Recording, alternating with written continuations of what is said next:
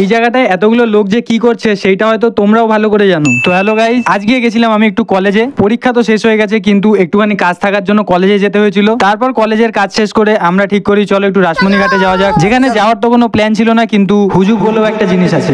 আর এইভাবেই ফুচকা পাড়ার ভাঙা ভাঙা গর্তের টক জলগুলো পেরিয়ে আমরা চলে আসি রাসমণি ঘাট, যেখানে এসে আমরা দেখি এক জায়গায় অনেকগুলো লোক দাঁড়িয়ে আছে। আমরা তো ভয় পেয়ে গেছিলাম যে কি না কি হয়েছে। তারপর আমরা জানতে পারি যে ওখানে শুটিং চলছে। কত লোক শুটিং দেখছে দেখো, নৌকাওয়ালারা শুটিং দেখছে।